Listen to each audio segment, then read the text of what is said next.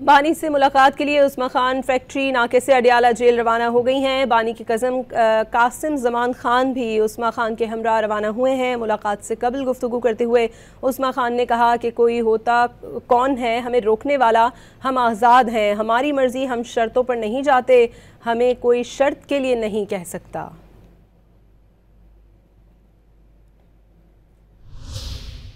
ये कि बात नहीं करनी आपने, कोई ऐसी शर्त अभी मैं वापस मीडिया से बात नहीं करनी, तब आपको इजाजत मिलेगी?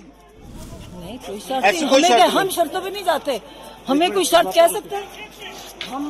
हम आजाद है, अपना पाकिस्तान है, हमारी मर्जी, जो मर्जी होता कौन हमें रोकने वाला। अब मैं वापस रखी गई है कि बात नहीं करनी आपने, कोई ऐसी शर्त अभी मैं वापस मीडिया से बात नहीं करनी, तब आपको इजाजत मिलेगी? नहीं, कोई शर्त नहीं। हम शर्तों पे नहीं जाते, हमें कोई शर्त कह सकते हैं? हम आजाद है, अपना पाकिस्तान है, हमारी मर्जी, जो मर्जी होता कौन हमें रोकने वाला। अब मैं वापस आऊंगी। कितने दिनों के बाद मुलाकात हो रही है? महीना हो गया तकरीबन। सबसे पहली बात क्या नहीं मिली थी, मुझे भी महीना हो गया। सबसे पहली बात क्या करी?